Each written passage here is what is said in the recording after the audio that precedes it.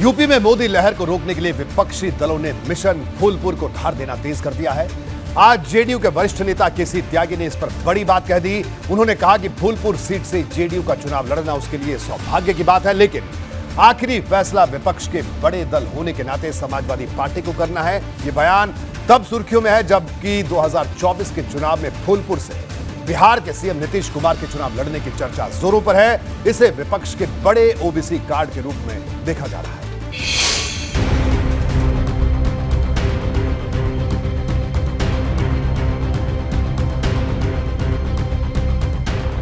दिल्ली की लड़ाई में भाजपा के खिलाफ विपक्षी दलों की रणनीति क्या होगी, इस पर अभी तक तस्वीर साफ नहीं है। हालांकि एक बार फिर यूपी की फूलपुर सीट से नीतीश कुमार का नाम जोड़ने के बाद सियासी हवा नई दिशा में घूम गई है। दरअसल जेडीयू की तरफ से एक बार फिर इस बात को उछाला गया है कि अगर नीतीश कुमार फूलपुर सीट से लोकसभा का चुनाव लड़ते हैं तो ये पार्टी के लिए सौभाग्य की बात होगी। जहां तक चुनाव लड़ने की बात है, ये प्रस्ताव बहुत लोगों की तरफ से आया है, लेकिन इसके लिए अखिलेश यादव जी और समाजवादी पार्टी वो बड़ी पार्टियां हैं और उनका वहाँ पर प्रभाव ज़्यादा है।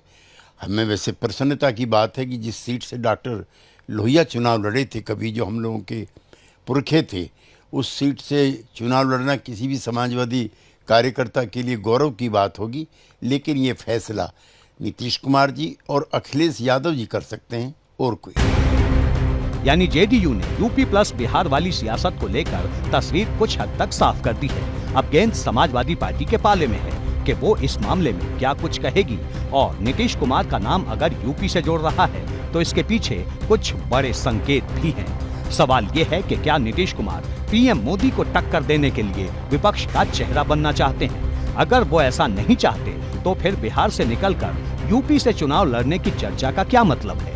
जब भी किसी राज्य का मुख्यमंत्री दूसरे राज्य से लोकसभा चुनाव लड़ता है तो सीधे सीधे उसकी तरफ से पीएम पद की दावेदारी समझी जाती है। यहाँ बड़ी बात ये भी है कि बिहार की राजधानी पटना में ही नीतीश कुमार विपक्षी दलों का एक बड़ा मंच तैयार कर रहे हैं। 12 जून को 18 विपक्षी दलों की बैठक बुलाई गई थी, जिसे बदलकर अब 23 जून कर दिया गया है। इस बैठक में कांग्रेस के साथ साथ सपा और राष्ट्रीय लोक दल को भी शामिल होना है। हालांकि जेडीयू की तरफ से बार बार ये सफाई दी जाती है कि नीतीश कुमार सिर्फ विपक्ष को एकजुट करने की कोशिश में लगे हैं।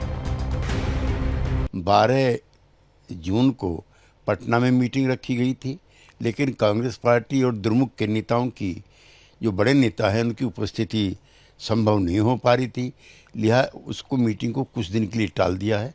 संभवतः 23 तारीख के आसपास अब ये मीटिंग होगी, और जिसमें पार्टी के अध्यक्ष ही शामिल होंगे ताकि किसी फैसला कुन नतीजे पर पहुंचा जा सके। कोई फर्क नहीं पड़ेगा कि कोई भी गठबंधन कर ले, क्योंकि 14 से लेकर 22 तक 4 चुनाव प्रदेश की और देश की जनता देख चुकी है।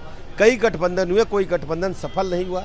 समाजवादी पार्टी ने कांग्रेस से गठबंधन करके देख लिया है, समाजवादी पार्टी ने बसपा से गठबंधन करके देख लिया है, और 2022 में कई छोटे दलों से भी गठबंधन करके देख लिया है। गठबंधन की राजनीति बुरी तरह से फेल साबित हुई। ये गठबंधन पर कभी भी मन से साथ नहीं रहते, हमेशा धोखा देने का अपने साथियों को काम करते हैं। नीतीश कुमार ने हाल के दिनों में कई राज्यों के गैर एनडीए दलों से मुलाकात की थी। बारी बारी से उन्हें पटना की बैठक में शामिल होने का न्योता दिया था, और कई दलों ने उनके न्योते पर सहमति भी जता दी। लेकिन यहाँ सवाल नीतीश कुमार की भविष्य वाली रणनीति को लेकर है, क्योंकि अगर वो फूलपुर से चुनाव लड़ेंगे तो कई मुद्दों पर एक साथ बात होगी। फूलपुर वो लोकसभा सीट है जिसका प्रतिनिधित्व 2 पूर्व प्रधानमंत्री कर चुके हैं। जवाहरलाल नेहरू से लेकर वीपी सिंह तक इस सीट से जीतकर लोकसभा पहुंचे थे। हालांकि जेडीयू की नजर इस सीट पर जातीय समीकरण की वजह से है। इस सीट से कई बार कुर्मी बिरादरी के उम्मीदवार ही जीतकर लोकसभा पहुंचे। मौजूदा भाजपा सांसद केशरी देवी पटेल भी कुर्मी समाज से ही आती हैं, और फूलपुर के जरिए नीतीश कुमार समूचे कुर्मी वोटर को बड़ा संदेश देना चाहते हैं। नीतीश कुमार की फूलपुर से चुनाव लड़ने की चर्चा भाजपा को चुभ सकती है, क्योंकि बीते दिनों भाजपा की तरफ से जो आंतरिक सर्वे करवाया गया था उसमें फूलपुर लोकसभा सीट भी रेड जोन में आई थी, और विपक्षी दलों की कोशिश भी यही है कि जो पूर्वांचल भाजपा की सबसे बड़ी ताकत बन चुका है, वहीं से भाजपा को चुनौती देने की शुरुआत की जाए। एबीपी गंगा के लिए दिल्ली से अविनाश तिवारी के साथ ब्यूरो रिपोर्ट।